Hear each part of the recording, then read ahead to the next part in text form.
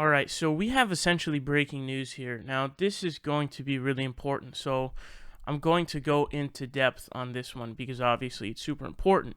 Now, it is Elizabeth Warren. She basically has announced she's going to run for president. She has launched an exploratory committee for 2020 presidential bid, which that just means that she's running.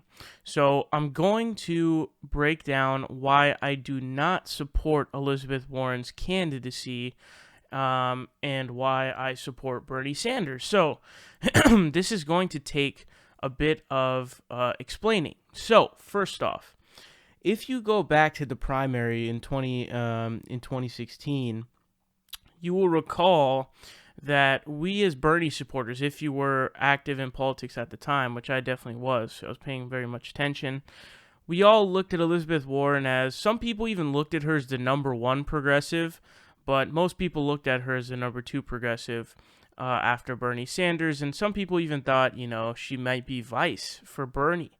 That was a thought process. And I remember seeing this video. There was this video where it compares how it shows the story that Elizabeth Warren tells, where Elizabeth Warren explains how Hillary Clinton was corrupted during, when she was in Senate. She explains that basically, as First Lady, she actually helped massively to shut down to make sure that this credit bill that was basically predatory against, people who are, getting credit. She actually helped massively in stopping that. But then when she became a senator, because of all of the lobbying money that comes in, especially from the credit industry, she actually voted for that same bill as a senator. And so we were all waiting. We're like, yes, Elizabeth Warren's support is really going to help Bernie Sanders. She has a decent amount of name recognition. A team of Bernie Sanders and Elizabeth Warren is sure to succeed. And it was just, we were waiting, man. But unfortunately, we kept on waiting. Do you know why? Because she never came out and endorsed Bernie Sanders, despite, recall, guys, Bernie Sanders was by far and away the more progressive candidate. He was by far and away the better candidate. And I was disgusted. I was disappointed. I was shocked. I was super disappointed that she didn't do it. And at the time, I was asking myself, and I continued to do so later on, will I ever be able to truly trust and support Elizabeth Warren after that? And the answer truly is no, I can't. Because it's really not hard in terms of who's more progressive, Bernie Sanders or Hillary Clinton. It's not even close. And Elizabeth Warren, who's like the second most progressive senator, I believe is how it is, which is sad, by the way. Yeah, she didn't support him, and I really could not ever forgive her for that. And so that was huge. And the worst part about it is the reason why she did it was because of this. The reason is because she didn't want to alienate Hillary supporters because she knew she was going to run in 2020. And that's some Hillary Clinton stuff. Whereas remember how Hillary Clinton just flip-flops her positions based on polling data? That's what Elizabeth Warren was. She was doing a political maneuver rather than being courageous, brave, and standing up for your principles. She instead did a political maneuver, which is absolutely disgusting. So, if you were a Bernie Sanders supporter and keep it up with the primary, you know exactly what I'm talking about. You were, aware. You were into it. You were engaged. You know what was going on, and it was just heartbreaking and gut-wrenching that she would do something like that, where she's looked at what is the progressive heroes in America, and Bernie Sanders is running against a corrupt, warmongering piece of garbage in Hillary Clinton, and you don't come out and endorse him, you're going to have to face some blowback for being such a, lacking principles person. So, that is the first thing. The second thing we want to look at here, she voted for the military budget increase in 2017. I'm going to read this to you guys from the New York Times. It says, the 1,215-page bill, 1,215-page bill sets policy on a range of military matters as diverse as whether the Air Force can buy new fighter jets and pay raises for service members. It provides $640 billion for basic Pentagon operations, $37 billion more than Trump sought, and another $60 billion for war operations overseas in Iraq, Syria, Afghanistan, and elsewhere. So, she voted for this bill, guys, in 2017. How insane is that? Now, remember, Who voted no on that? Bernie Sanders. He voted nay. He did not vote for this dumb bill to, keep on bloating the military budget for no apparent reason other than continuing the military industrial complex. But the point here being, guys, this gave the military budget $37 billion more than what President Trump wanted, which is, it's disgusting, dude. And if Elizabeth Warren is going to vote on stuff like this, where, foreign policy is a very important position, we need to stop our bloated military budget. We don't want to increase it. That's stupid. We don't want to increase it. So just the fact that she would do that not only shows how void she is on foreign policy, but it's just, how can I trust you? You voted for a bill that gives more money to the military industrial complex than Donald Trump was asking for. That is unacceptable. Now, next, the Dakota Access Pipeline. Now, there's another thing where if you were, immersed and engaged at the time of the DAPL going on, I definitely was. Basically, it was the Dakota Access Pipeline. It was an oil pipeline that was being built on Native American land, because what is more American than shafting Native Americans after giving them so many false promises? So basically, we have there were a ton of protesters out there, right? And they're literally coming out with water hoses, spraying the crap out of people in danger of dying of hypothermia. It was insanity, man. It was crazy. And, Elizabeth Warren doesn't, she doesn't say anything about it. And so the problem here is she is not someone who's principled.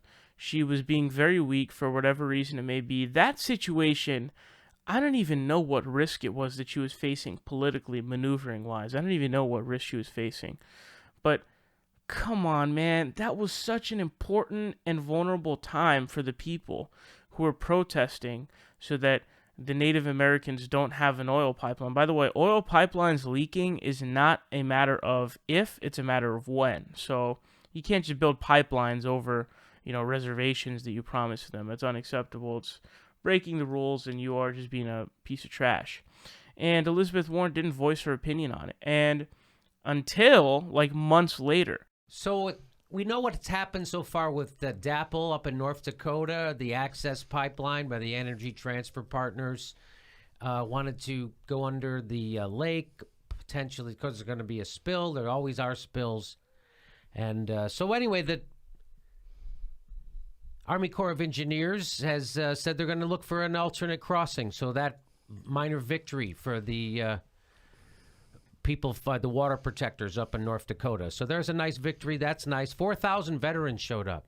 They expected 1,500. They got 4,000 veterans. 4,000. I don't think they have a prison big enough in North Dakota to take 4,000 veterans. So, on the eve of that happening with Barack Obama, or the Army Corps of Engineers announcing that, courageous Elizabeth Warren once again came out with a statement. We've been waiting for a statement for her since this whole started. And, of course, she's been silent. And we already did a video about her silence and about how she said she was Native American, and it would be seems like a perfect time for her to show up. Now, the irony of all of this, by the way, is actually that she's the one who, claims to be Native American, right? And she's the one who just recently came out with that whole thing. And we'll talk about that in a minute here. But the fact that someone who claims to be Native American and had that whole thing happen, and yet you don't even care about Native American people when everyone else, well, the real progressives did. You're not courageous, you're not principled, and I'm sorry, but that you're just being a joke, period there. Next, here's another thing that really pissed me off. This is one of the things that really set me over edge, because there was a while where I was getting sort of fatigued from all of the disappointments of Elizabeth Warren. Now, I found this clip because I was watching one of Kyle's videos, and he was covering this. So take a look here. It does seem as though one of the things when you talk about how the rich are being taken care of, money is obviously playing a huge role in politics. And I feel as though the Democratic Party also has to answer for the large amounts of corporate money they've taken over the years. You don't take corporate PAC money, but do you think that the Democratic Party has to take a stronger stand against taking corporate money, or is that just the price of doing business? I've been worried for a very long time about the impact of money in Washington. You know, money just doesn't talk in Washington, it shouts. But let's never lose sight of the fact that the Trump administration is the most corrupt administration in our lifetime. That's crazy. So imagine a late night host, a corporate, that's what they are. They're corporate Democrats, they're not actually real progressives.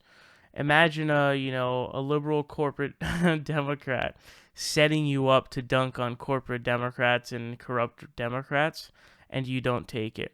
Why did you not critique the Democrats and instead immediately pivot to just critiquing Trump? Because one of the things that is unique about Bernie Sanders is, and remember Bakari Dumbfuck Sellers, where, Bernie Sanders actually critiques the Democrats for being corrupt. He calls them out. He's not milked. He doesn't stop that. He continues to do that. And that's, what he explained on MLK Day, and then Bakari, Dumbfuck Sellers was all pissed off. But he actually critiques them. Elizabeth Warren doesn't like to do that for political reasons, which is unacceptable. Shows that she's not principled. She can't run a good campaign. And she's just not the right person, period. She's not the right person. She's not really, really progressive. And I know that she was the one who, found this the Consumer Financial Protection Bureau. But all this stuff that I'm looking at has been since then. And ever since then, it really hasn't been looking good in any way, shape, or form for her. Now, the last thing, second to last thing actually I'm going to mention is, recall that Elizabeth Warren came on, I believe it was CNN, and she was like, yes, the DNC primary was rigged against Bernie Sanders in 2016. And the reason why she said that was because it was politically expedient and acceptable for her to do so, because that was when Donna Brazile had come out with that whole bombshell, so the news cycle was rolling with that. And then a couple days later, she comes back and she totally backtracks, completely backtracks. That pissed me off so much. I think by that point, I was like, okay, Elizabeth, fuck you. Okay, you're not a real progressive. You're not a principled progressive. You're just a joke who's doing these things for political reasons. That's the most disgusting thing you can do, by the way.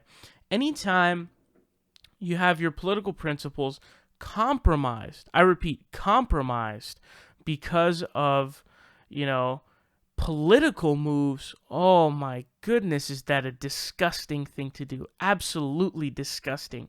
Absolutely unacceptable. That's some Hillary Clinton thing, where you don't have any principles. You just kind of do whatever political maneuver for, it's just politically expedient for you. Unacceptable. Now, the last thing I'm going to touch on here is the whole Native American fiasco. This was the nail in the coffin in terms of her election. She's not going to win. I'm sorry. But not only does her messaging suck because it's not Bernie Sanders style messaging, it's, Trump is corrupt, which is somewhat good, but you're not critiquing the Democrats.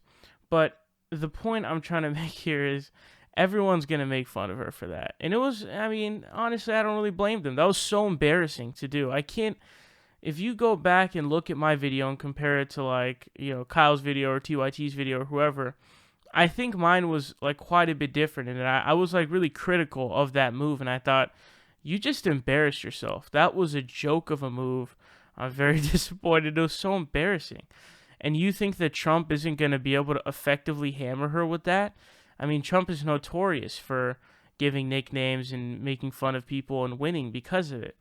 Now, that the same thing will happen to Joe Biden because he's got that weird kid touching thing. You can look up the videos for that.